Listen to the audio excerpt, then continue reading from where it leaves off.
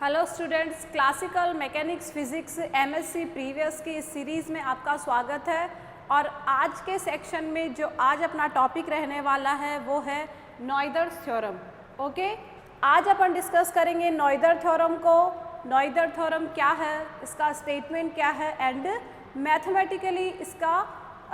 Mathematically नॉइदर्स theorem को किस तरीके से रिप्रेजेंट किया जाता है। ठीक है, तो बात करते हैं नॉइदर्स थ्योरम के बारे में। तो नॉइदर्स थ्योरम जो अपने पास होती है क्लासिकल मैकेनिक्स की एक बहुत ही इम्पॉर्टेंट थ्योरम है जो कि सिमेट्री एंड कंजर्वेशन लॉज के बीच में रिलेशन डिफाइन करती है। ओके, बात करें यदि अपन सिमेट्री और कंजर्वेशन लॉज की, तो प्रीवियस सेक्शन जो अपने पास हुए थे, प्रीवियस सेक्शन में हमने 3 टाइप की सिमेट्री को डिफाइन किया था और उसकी करस्पॉन्डिंग हमें 3 कंजर्व क्वांटिटी मिली थी। ठीक है, बात करें अपन यहाँ पे सिस्टम में अपन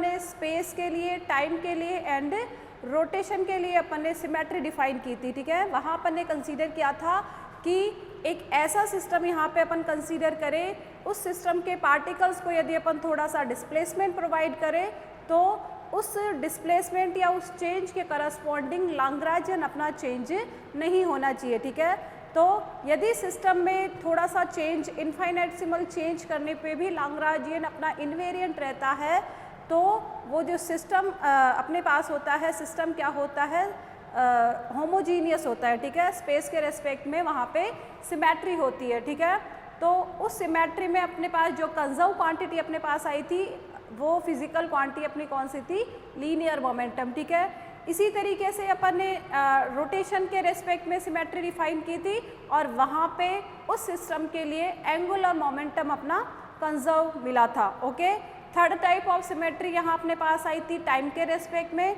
कि यदि टाइम के रेस्पेक्ट में सिस्टम में अपने पास सिमेट्री है तो वहाँ पे उस सिस्टम के लिए टोटल एनर्जी कंजर्व रहती है। ठीक है, तो यदि सिस्टम में या स्पेस में किसी भी प्रकार की कोई सिमेट्री होती है तो वहाँ पे कोई ना कोई क्वांटिटी, फिजिकल क्वांटिटी अपनी कंजर्व रहती है। ठीक है, तो बात करें यदि अपन नॉइदर्स थ्योरम की, तो नॉइदर्स थ्योरम सिमेट्री और कंजर्वेशन लॉज के बीच में एक रिलेशन इस्टेब्लिश करती है। ठीक है, तो यहाँ आज के अपन टॉपिक में नॉइदर्स थ्योरम के स्टेटमेंट एंड इसके मैथमेटिकल एनालिसिस को देखेंगे। तो स्टार्ट करते हैं आज का अपना टॉपिक। तो सबसे पहले अपन इसका स्टेटमेंट लिख लेते हैं कि स्टेटमेंट कैसे लिखा जाता है नॉइदर्स थ्योरम का। तो देखिए,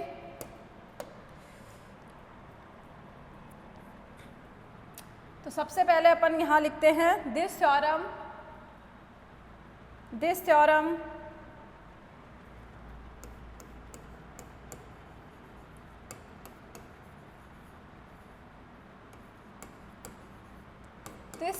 is used to simplify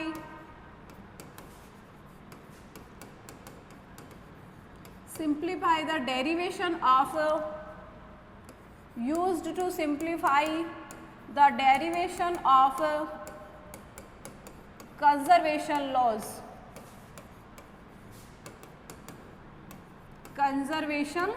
laws। ठीक है, ये जो अपने पास थ्योरम है नॉइदर्स थ्योरम कंजर्वेशन लॉज के डेरिवेशन को सिंप्लीफाई करने के लिए बहुत यूजफुल होती है। सेकेंडली अपन यदि बात करें तो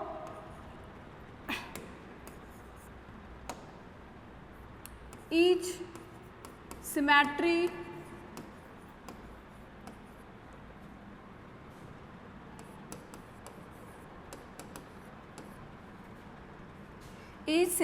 in system is corresponding to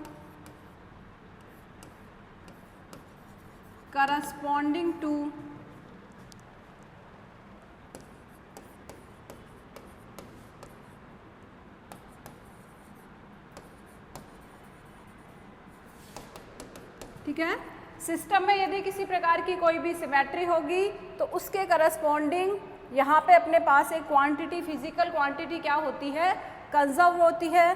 that is every symmetry that is every symmetry in system, every symmetry in system is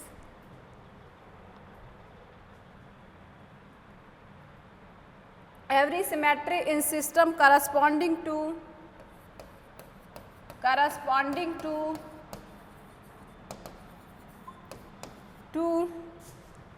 conservation laws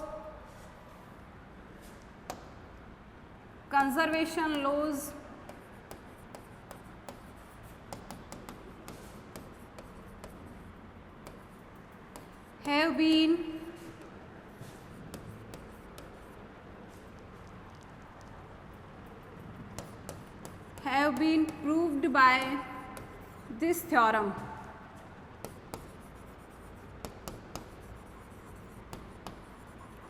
okay तो नॉइदर थ्योरम्स क्या कहती है? Noether theorem establish a relation between symmetry and conservation laws. Okay, Noether theorem symmetry और conservation laws के बीच में relation को simplify करती है. सिस्टम में यदि अपने पास किसी भी प्रकार की कोई सिमेट्री होती है तो उस सिमेट्री के करस्पॉन्डिंग एक फिजिकल क्वांटिटी अपने पास में कंजर्व रहती है और इस नॉइदर थ्योरम से अपन उसी फिजिकल क्वांटिटी को फाइंड कर सकते हैं, डिफाइन कर सकते हैं. ठीक है, तो यहाँ पे कंजर्वेशन लॉ, सिमेट्री के करस्पॉन्डिंग जो कंजर्वेशन लॉ थे वो किसके द्वारा प्रूव किए गए थे? इस नॉइदर थ्योरम के द्वारा प्रूव किए गए थे. ठीक है, नेक्स्ट यदि अपन बात करें मैथमेटिकल फॉर्म की तो मैथमेटिकली कैसे रिप्रेजेंट की जाती है नॉइदर थ्योरम? तो देखिए, हियर वी कंसीडर, नेक्स्ट अपन यहाँ पे लिख सकते हैं for a infinitesimal change, for a infinitesimal change in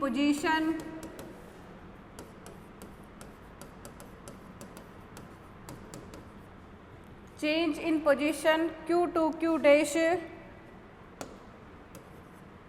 ठीक है, यहाँ हम पोजीशन और टाइम कोऑर्डिनेट में यदि अपन change in position from q to q dash and in time from t to t dash. ठीक है, यहाँ हम कंसीडर कर रहे हैं पोजीशन और टाइम कोऑर्डिनेट में यदि अपन थोड़ा सा चेंज करते हैं. ठीक है, इनफाइनाइटेसिमल चेंज की यहाँ अपन बात कर रहे हैं तो कोऑर्डिनेट्स अपने कहाँ से कहाँ चले जाएंगे? q to q dash में चेंज हो जाता है और टाइम कोऑर्डिनेट अपना हो जाता है t to t dash. ठीक है, जिसको हम यहाँ पे रिप्रेजेंट कर सकते हैं, पोजीशन कोऑर्डिनेट्स आपका लिखा जा सकता है q dash equal to q plus epsilon psi और साई अपना फंक्शन होगा q एंड t का. ठीक है, सिमिलरली अपन टाइम कोऑर्डिनेट को रिप्रेजेंट कर सकते हैं. टाइम कोऑर्डिनेट आपका लिखा जाएगा t प्लस एप्सिलॉन काई फंक्शन ऑफ q t. ठीक है, यहाँ हमने क्या कंसीडर किया है कि एक अपने पास एक सिस्टम है, सिस्टम के लिए पोजीशन कोऑर्डिनेट्स को अपन स्मॉल q से रिप्रेजेंट कर रहे हैं और बात करें टाइम कोऑर्डिनेट की, टाइम कोऑर्डिनेट अपना स्मॉल t से रिप्रेजेंट किया जाता है. ठीक है, नेक्स्ट यहाँ अपन क्या कर रहे हैं कि यदि अपन सिस्टम में थोड़ा सा डिस्प्लेसमेंट करते हैं, ट्रांसलेशन यदि अपन प्रोवाइड करवाते हैं तो पोजीशन कोऑर्डिनेट तो q से q डैश में चेंज हो जाता है और time coordinate t to t dash में. ठीक है, तो ये जो स्मॉल चेंज हुआ है, चेंज के बाद में जो अपने पास नए कोऑर्डिनेट अपने को मिले हैं, नए कोऑर्डिनेट को अपन रिप्रेजेंट कर सकते हैं q डैश और t डैश से. ठीक है, तो q डैश की वैल्यू है अपने पास यहाँ पे q प्लस एप्सिलॉन साई और t डैश की वैल्यू है t प्लस एप्सिलॉन काई. ठीक है, और यहाँ जो अपन ने एप्सिलॉन यूज़ किया है, एप्सिलॉन अपना एक पैरामीटर है. Here epsilon is a infinitesimal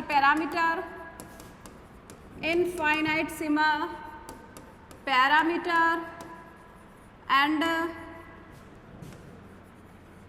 psi of qt and xi of qt. psi of qt and xi of qt are the arbitrary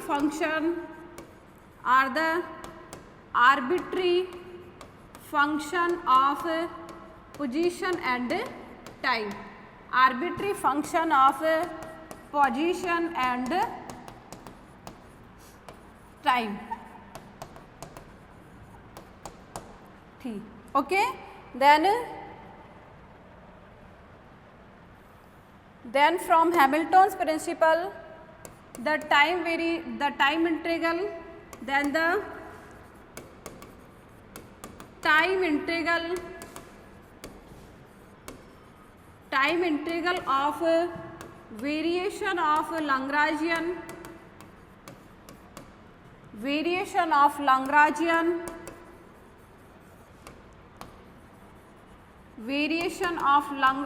L will be equal to 0. That is, we can write that is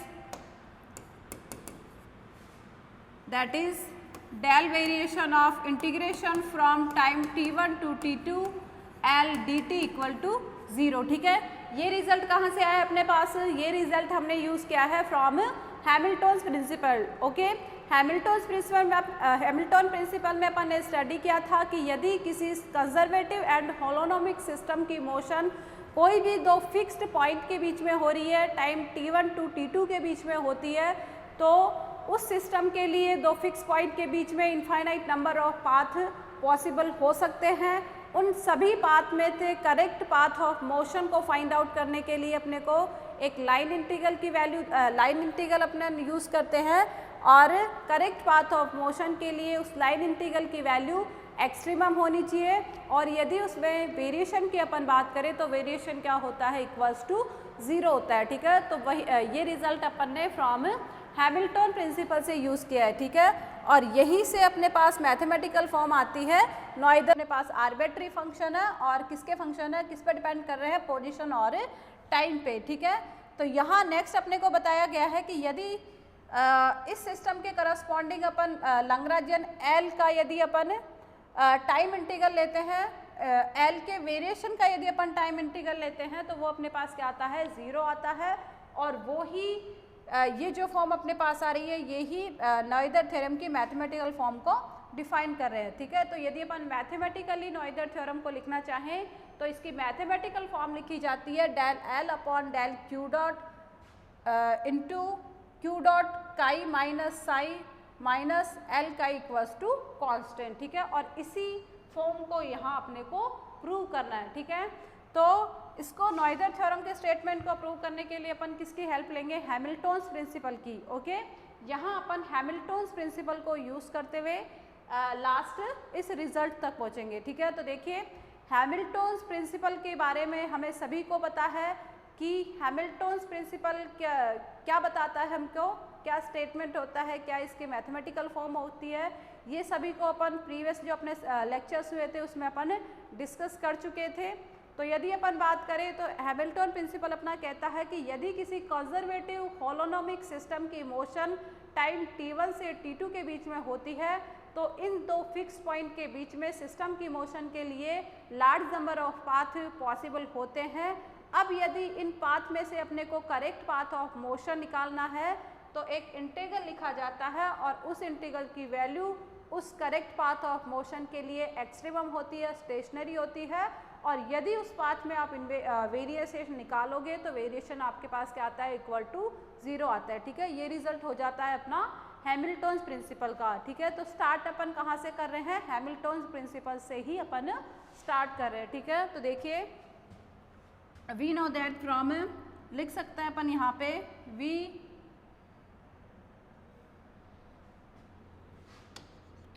we know that from Hamilton's principal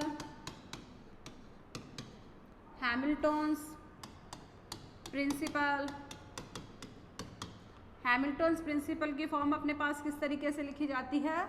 integral Hamilton principal function होता है अपना s, और s अपना equal होता है integration from time t1 to t2 L D T, ठीक है। और इस इंटीग्रल की वैल्यू होती है अपने पास extremum. Correct path of motion के लिए इस इंटीग्रल की वैल्यू अपने पास एक्सट्रीमम होती है। और यदि इसमें आप वेरिएशन निकालोगे तो वेरिएशन आपके पास क्या होते हैं, equal to 0 and the variation in this time integral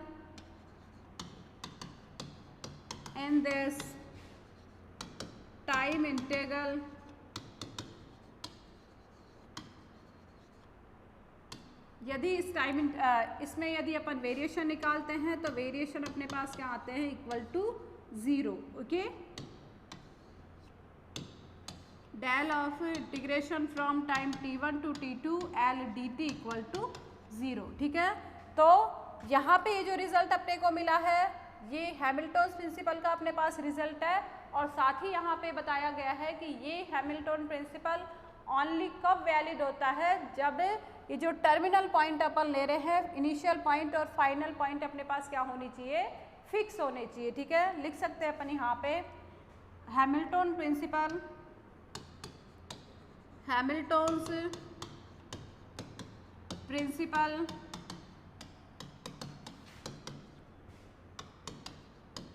is valid, Hamilton principle is valid only if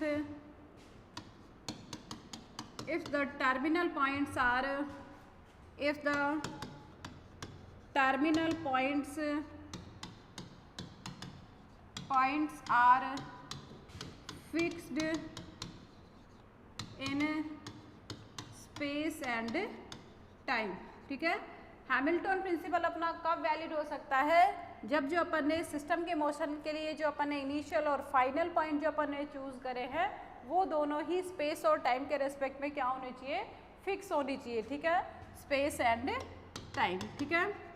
next यहाँ अपने को क्या लेना है, नेक्स्ट यहाँ पे अपने को इनिशियल और फाइनल पॉइंट पे एक फंक्शन डिफाइन करना है। तो लिख सकते हैं अपन हियर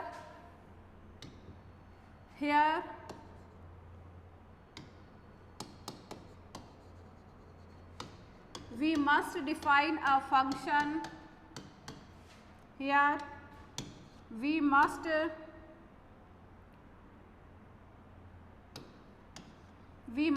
define a function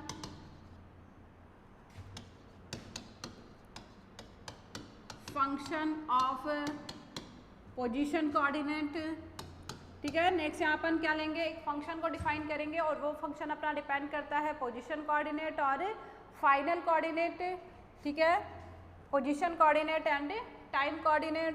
तो लिख सकते हैं अपन यहाँ पे position coordinate and time coordinate,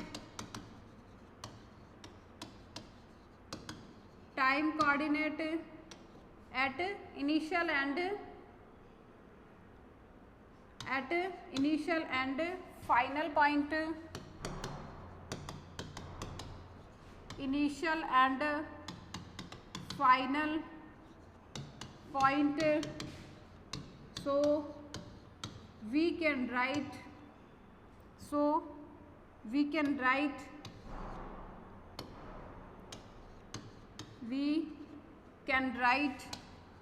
ठीक है।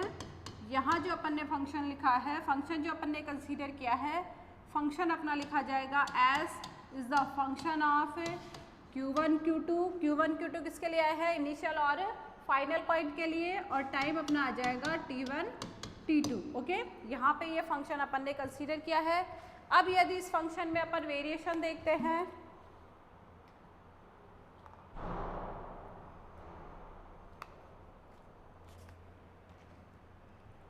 अब यदि इस फंक्शन में अपन वेरिएशन देखें तो s का जो वेरिएशन होगा पोजीशन कोऑर्डिनेट्स के रेस्पेक्ट में होगा, साथ ही साथ टाइम के रेस्पेक्ट में होगा। तो लिख सकते हैं अपन यहाँ पे and the variation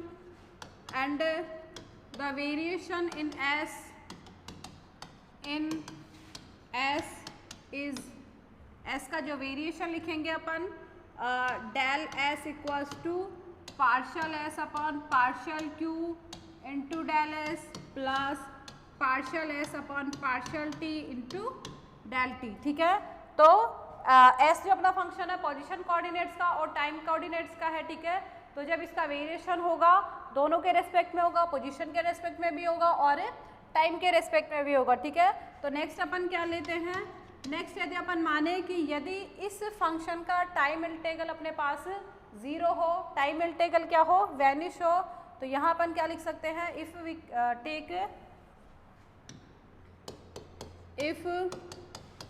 we take the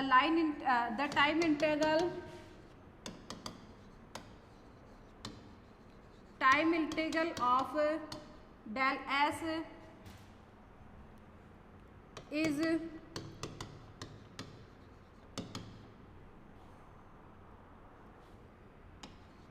ठीक है। यदि इसका टाइम इंटीग्रल क्या हो अपने पास इक्वल टू 0 हो, टाइम इंटीग्रल अपना यहाँ पे वैनिश हो रहा हो, तो लिख सकते हैं अपन यहाँ पे that is integration from time t1 to t2 del S D T, और डेल एस डी टी की वैल्यू अपने पास इक्वेशन 2 में है। इक्वेशन 2 से अपन क्या लिखते हैं, integration from time t1 to t2 bracket partial S upon partial Q into del S, sorry del Q आएगा यहाँ पे,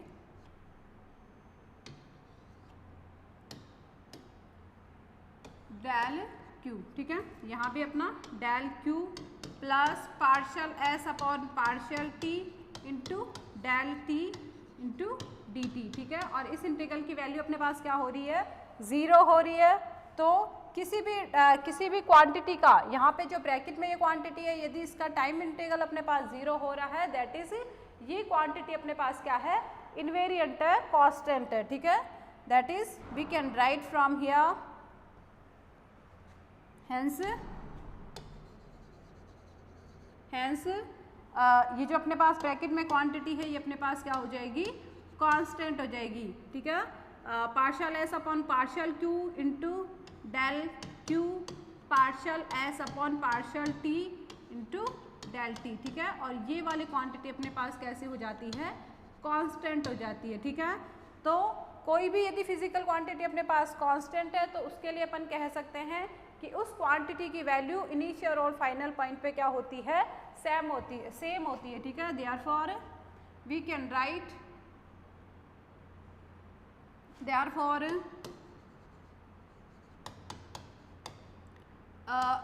partial S upon partial Q into del Q plus partial S upon partial T del T, ठीक है। ये तो अपने पास value हो जाएगी इनिशियल पॉइंट पे, और यही वैल्यू किसके इक्वल होती है, partial S upon partial Q into del Q partial S upon partial T into del T, ठीक है। दैट इज इनिशियल और फाइनल पॉइंट पे जो ये वाली क्वांटिटी होती है इसकी वैल्यू अपने पास सेम होती है, ठीक है। नेक्स्ट यहाँ पे अपन क्या कर रहे हैं कि जो अपन ने सिस्टम या फिर जो फंक्शन अपन ने कंसीडर किया है इसके पोजीशन कोऑर्डिनेट्स और टाइम कोऑर्डिनेट्स में थोड़ा सा अपन चेंज यदि अपन कंसीडर करते हैं, थोड़ा सा चेंज यहाँ पे अपन यदि प्रोवाइड करवाते हैं तो कोऑर्डिनेट्स क्यू से क्यू डैश और टाइम कोऑर्डिनेट अपना चेंज हो जाएगा टी टू टी डैश, ठीक है। तो देखिए ये अपने पास इक्वेशन 3 रहेगी, ठीक है। नेक्स्ट अपन क्या कर रहे हैं, चेंज यहाँ पे अपन कंसीडर कर रहे हैं। तो देखिए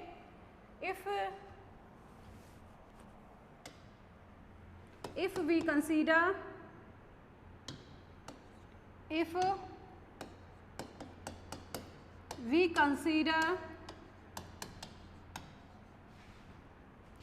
a infinitesimal change, if we consider an infinitesimal change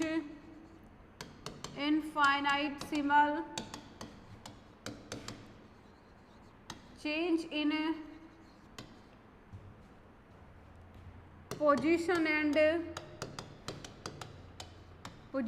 and time coordinates,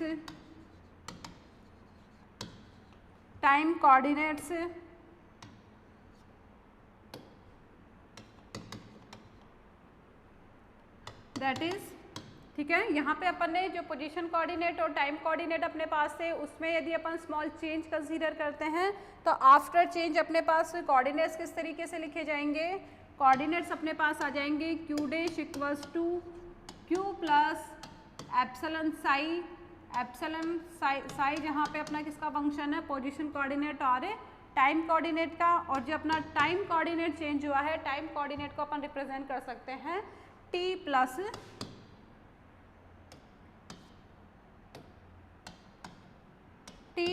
plus epsilon काई ऑफ क्यू टी। ओके, तो यहाँ पे जो एप्सिलॉन अपने पास है, एप्सिलॉन है अपना चेंज के रेस्पेक्ट में पैरामीटर, और साई और काई किसको रिप्रेजेंट कर रहे हैं, इन आर्बिट्री फंक्शन है पोजीशन और मोमेंटम कोऑर्डिनेट के। ठीक है, तो यहाँ पे क्यू डैश की वैल्यू अपने पास आ रही है q प्लस एप्सिलॉन साई। तो एप्सिलॉन साई अपने पास किसके बराबर अपन रख सकते हैं, यहाँ पे अपन इसको रख सकते हैं, ठीक है, यहाँ पे अपन इसको लिख सकते हैं q अपने पास ओरिजिनल वैल्यू थी और चेंज अपना किसके बराबर है, एप्सिलॉन साई के बराबर। ठीक है, यहाँ पे ये जो अपने पास फॉर्म है q प्लस एप्सिलॉन साई, इसको अपन लिख सकते हैं q अपने पास ओरिजिनल वैल्यू है, चेंज के पहले वैल्यू। ठीक है, और ये जो अपना एप्सिलॉन साई है ये किसके बराबर हो सकता है, डेल q के बराबर। ठीक है, उसी तरीके से यहाँ पे जो अपने पास टी डैश की फॉर्म बनी है उसको अपन लिख सकते हैं t प्लस डेल t। ठीक है, तो इन दोनों फॉर्म को यदि आप कंपेयर करोगे तो आपके पास में क्या रिजल्ट आ रहे हैं, यहाँ से अपने पास आ जाएगा epsilon psi equal to del q and epsilon chi equal to del t। ठीक है, तो यहाँ से अपने पास ये दोनों फॉर्म क्या आ जाएगी, इक्वल आ जाएगी, और इन दोनों की वैल्यू को अपन कहाँ पुट करेंगे, ये जो अपने पास वैल्यू आई है इनको अपन पुट करते हैं इक्वेशन 3 में। ठीक है, इक्वेशन 4 से अपन इक्वेशन 3 में वैल्यू पुट करते हैं,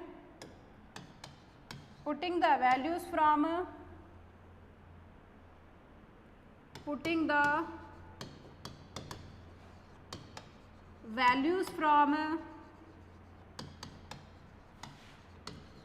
equation 4 in equation 3 we gate.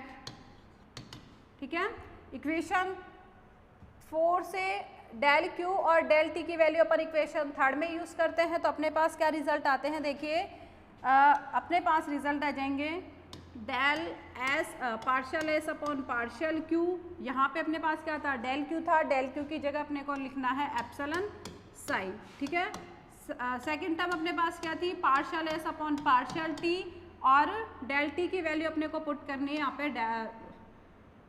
Del t की जो वैल्यू अपने पास पुट करेंगे वो होगी एप्सिलॉन काई। ठीक है, इक्वल्स टू कांस्टेंट। ठीक है, यहाँ पे एक अपने पास इक्वेशन बन गई, इसको अपन लिखेंगे इक्वेशन 5। ठीक है, अब यहाँ पे ये जो इक्वेशन अपने पास आई है इक्वेशन 5, यहाँ अपन हैमिल्टन जैकोबी इक्वेशन से जो रिजल्ट अपने को मिले थे उन रिजल्ट्स को यूज़ करेंगे। ठीक है, हैमिल्टन जैकोबी इक्वेशन अपने पास किस तरीके से लिखी गई थी, देखिए बात कर ले यदि अपन थोड़ा सा हैमिल्टन जैकोबी इक्वेशन की, तो हैमिल्टन जैकोबी की अपने पास फॉर्म थी Hamilton Jacobi equation for any system. किसी भी सिस्टम के लिए यदि अपन बात करें हैमिल्टन जैकोबी इक्वेशन की, तो हैमिल्टन जैकोबी इक्वेशन आपकी लिखी जाती है h plus partial S upon partial T equal to 0। ठीक है, यदि किसी भी सिस्टम के लिए आपको हैमिल्टन जैकोबी इक्वेशन की फॉर्म फाइंड आउट करनी है तो सबसे पहले उस सिस्टम के लिए हैमिल्टोनियन को फाइंड आउट करना रहेगा, फिर वहाँ पे Hamiltonian plus del S upon del T equals to 0 की फॉर्म अपने को हैमिल्टन जैकोबी इक्वेशन की बनानी रहेगी। ठीक है, जहाँ पे जो s है, s अपना क्या है, हैमिल्टन्स प्रिंसिपल फंक्शन। ठीक है, किसी भी सिस्टम के लिए यदि आपको हैमिल्टन जैकोबिक इक्वेशन को फाइंड आउट करना है तो सबसे पहले उस सिस्टम के लिए हैमिल्टोनियन को फाइंड आउट करना रहेगा। ठीक है, तो जब यहाँ पे ये मेथड अपन ने किया था तो वहाँ पे अपने पास एक क्वांटिटी आई थी, एक फॉर्म अपने पास बनी थी del S upon del Q equal to P. ठीक है, यहाँ पे मोमेंटम को अपन ने किस फॉर्म में लिखा था, del S upon del Q की फॉर्म में। साथ ही साथ जो अपना del S upon del T था, del S upon del T की वैल्यू यहाँ से इसी इक्वेशन से यदि अपन del S upon del T की वैल्यू निकालना चाहें तो अपने पास क्या आता है, माइनस एच। ठीक है, तो इन्हीं दोनों रिजल्ट को अपन कहाँ यूज़ करेंगे, अपनी इक्वेशन 5 में। ठीक है, तो लिख सकते हैं आप using the results, using the results from Hamilton Jacobi method, Hamilton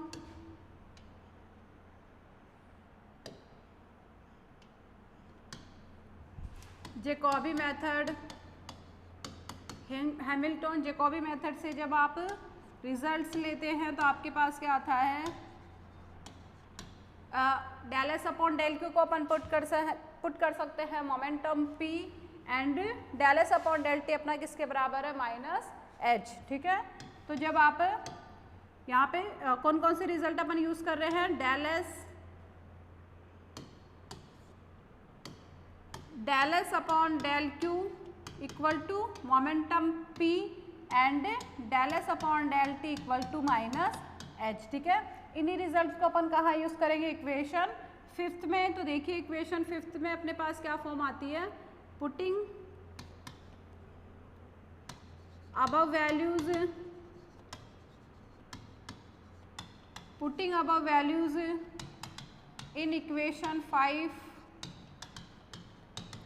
equation 5 में जब आप ये रिजल्ट पुट करते हो तो आपके पास में फॉर्म आती है P into epsilon Sai minus H into epsilon chi equals to constant. Okay, तो यहाँ पे इक्वेशन 5 से अपने पास एक नई इक्वेशन बनती है जिसको अपन बोलते हैं इक्वेशन 6। ठीक है, अब यहाँ पे सेकेंड टर्म में जो अपने पास H आ रहा है, H किसको रिप्रेजेंट कर रहा है, हैमिल्टोनियन ऑफ द सिस्टम को, और हैमिल्टोनियन की फॉर्म भी यहाँ अपने को पता है इन लैग्रांजियन। वी नो दैट किसी भी सिस्टम के लिए जो हैमिल्टोनियन की वैल्यू होती है वो किस तरीके से लिखी जाती है, P। ठीक है, यहाँ पे अपन ने K नहीं लगाया है, यहाँ पे P और Q को इसी तरीके से पूरे सिस्टम को रिप्रेजेंट कर रहे हैं ये, तो सिंपली अपन ने यहाँ पे P Q dot minus L की फॉर्म में लिख दिया है, H equals to P Q dot minus L। ठीक है, where L is the Lagrangian of the system and P is the generalized momentum and Q dot is the generalized velocity। ठीक है, इस वैल्यू को अपन कहाँ यूज करेंगे, equation 6 में। तो देखिए using this equation in equation 6 we get, using this equation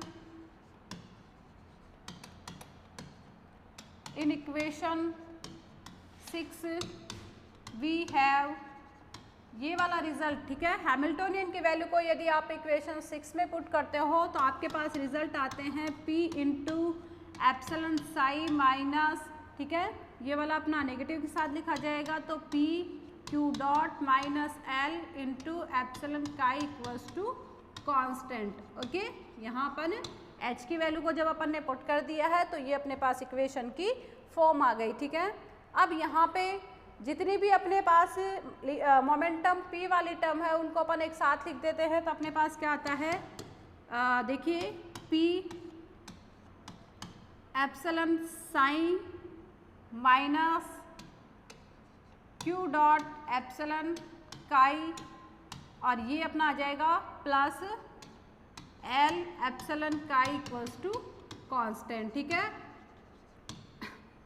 ठीक है, यदि अपन P वाली टर्म को एक साथ लिख देते हैं तो अपने पास ये फॉर्म आ जाती है, P अपने पास यहाँ पे भी है, तो जब अपन ने इन दोनों टर्म में P को जब अपन ने कॉमन ले लिया है तो यहाँ फर्स्ट टर्म में अपने पास क्या बचेगा, एप्सिलन साई, और दूसरे टर्म में अपने पास बचता है Q डॉट एप्सिलन काई। ठीक है, यहाँ पे नेगेटिव साइन दोनों होने के कारण ये अपना पॉजिटिव आएगा, और थर्ड टर्म जो आएगी अपनी हो जाएगी L epsilon chi equals to constant. ठीक है, यहाँ पे सभी टर्म में अपने पास एप्सिलन है और एप्सिलन अपना एक कॉन्स्टेंट है, तो सभी टर्म्स में से अपन एप्सिलन को कांस्टेंट लेके राइट हैंड साइड में भेज सकते हैं, तो अपने पास क्या फॉर्म बनती है, देखिए यदि अपन एप्सिलॉन को कॉमन लेके राइट हैंड साइड में भेज देंगे तो अपने पास वैल्यू बचेगी P Sai minus Q dot काई plus L chi equals to constant, ठीक है, क्योंकि एप्सिलॉन भी अपना एक कांस्टेंट होने के कारण ये वाला राइट हैंड साइड अपना कांस्टेंट ही रहता है, ठीक है।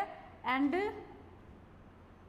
यदि अपन बात करें लैग्रांजियन डायनामिक्स में, अपन ने जो जनरलाइज मोमेंटम को डिफाइन किया था, लैग्रांजियन डायनामिक्स में अपने पास जनरलाइज मोमेंटम p की वैल्यू क्या आई थी, वी नो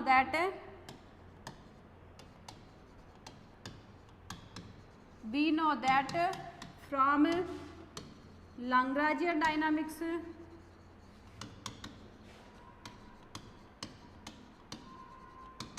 लैग्रांजियन डायनामिक्स में अपने को जनरलाइज मोमेंटम अपने पास किस तरीके से आया था, generalise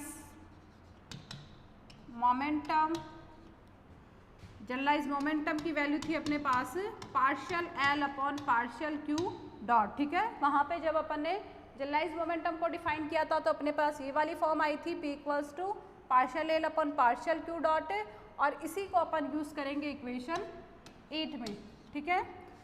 Putting this value in equation 8,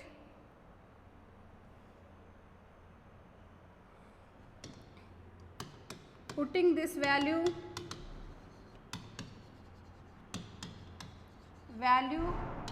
in equation 8 में जब आप ये वैल्यू रखते हो we get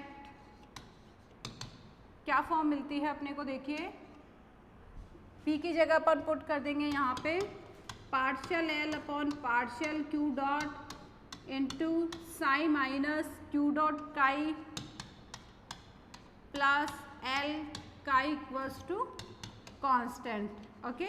यहाँ पे जब जनरलाइज मोमेंटम की वैल्यू अपन पुट कर देते हैं तो अपने पास ये वाली फॉर्म बन जाती है, ठीक है। और यदि यहाँ पे अपन यदि नेगेटिव साइन को कॉमन ले लेते हैं तो देखिए यदि आप नेगेटिव साइन को कॉमन ले लोगे तब आपके पास जो फॉर्म आएगी वो लिखी जाएगी del L upon del Q dot chi minus psi minus L chi equals to constant, ठीक है। तो जब नेगेटिव साइन आपका कॉमन लिया जाता है तब अपने पास फॉर्म इस तरीके से आ जाती है, ठीक है।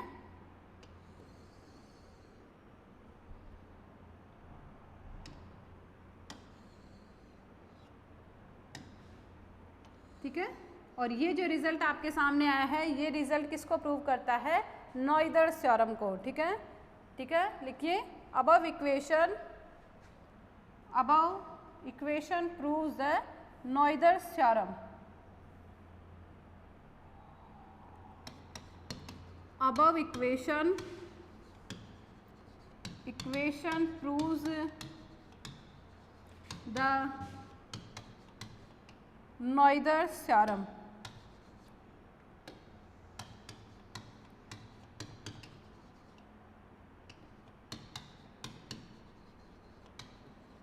ठीक है, ये जो रिजल्ट अपने को मिला है यही रिजल्ट किसको प्रूव करता है, नॉइदर्स थ्योरम को, ठीक है। यही अपने पास मैथमेटिकल फॉर्म होती है नॉइदर्स थ्योरम की, ठीक है। तो देखिए क्या अपन ने स्टडी किया है यहाँ पे, यदि अपन स्टार्टिंग से देखते हैं तो देखिए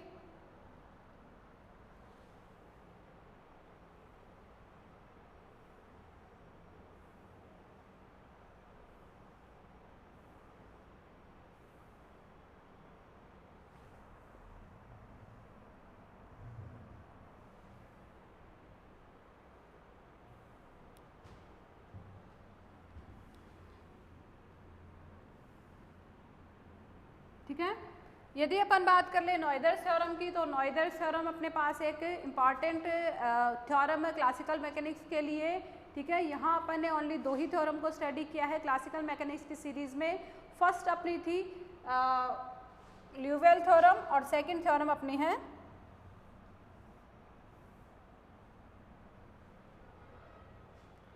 फर्स्ट थ्योरम थी अपनी नॉइदर्स थ्योरम एंड ल्यूवेल्स थ्योरम, ठीक है। 2 ही थ्योरम्स को अपन ने यहाँ पे स्टडी किया है। दो ही थ्योरम्स की स्टडी अपन ने यहाँ पे करी है। ल्यूवेल्स थ्योरम की बात करें तो ल्यूवेल्स थ्योरम अपनी फेज स्पेस से रिलेटेड थी और दो पार्ट थे यहाँ पे अपने पास ल्यूवेल्स थ्योरम के।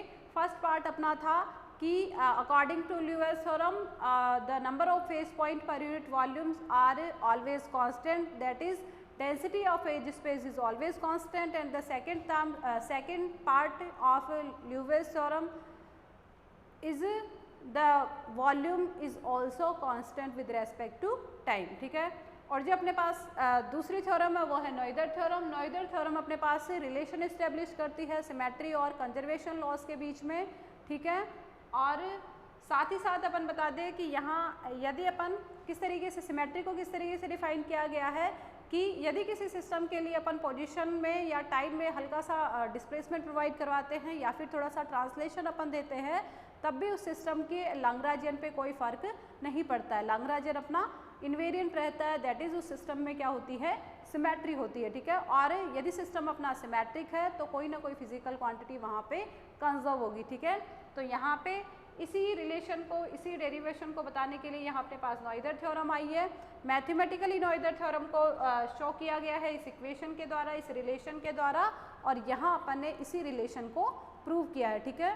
तो यहाँ आई होप आपको आज का सेक्शन समझ में आया होगा, ठीक है। तो आज अपनी क्लासिकल मैकेनिक्स यहाँ पे पूरी हो गई है। नेक्स्ट जो सेक्शन होगा लाप्लास ट्रांसफॉर्म का होगा। धन्यवाद।